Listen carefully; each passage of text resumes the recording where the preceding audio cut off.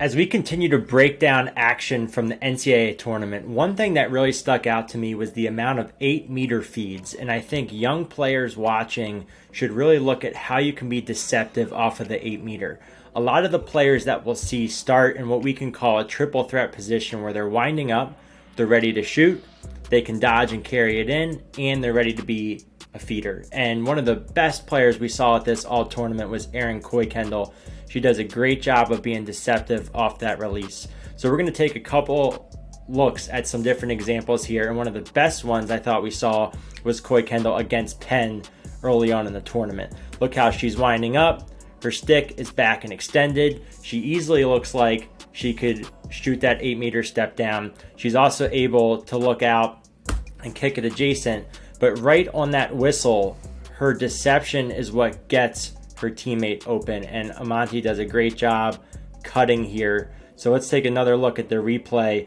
Right on that whistle, look at her eyes. She's looking upfield. Skane is also adjacent, who can be ready to pop back, and then Amanti will be cutting. And they hooked up on this a lot during the tournament. What you see is that puts number 6 in this tough decision-making spot where she's reacting to the body posture of Coy-Kendall, and then eventually Amanti creates that separation on the cut. This was really well executed throughout, and I think so many players can learn from this.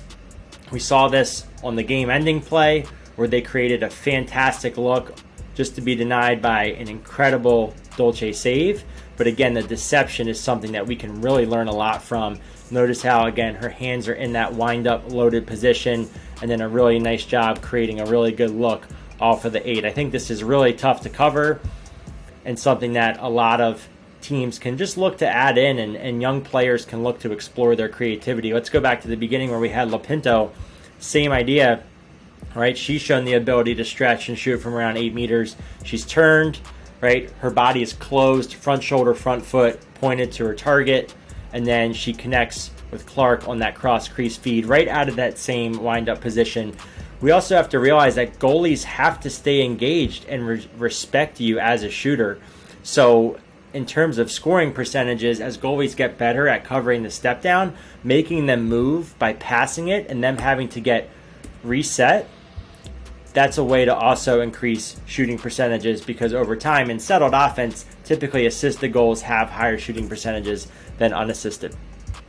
We'll also see, like this Yale action here, that just moving it off of the 8-meter and then being ready to attack and dodge can create a lot of different opportunities. Just like we see here, the ball moves backside to Karina Herrera.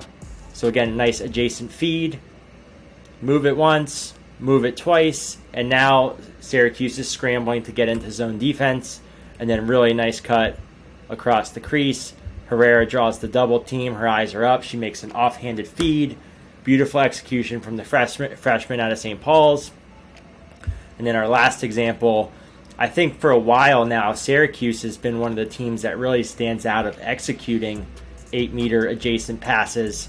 And you can see that Yale is not ready to mark up here and really bump their defense over. That's something that they would have to do to be able to account for this. Probably don't have to have 2 players behind the cage, so you might bump that if you're trying to combat it. But here's the 2-on-1. We see the eyes forward, the stick up in the box, ready to shoot, ready to dodge in, or again, ready to dump it adjacent to Tyrell.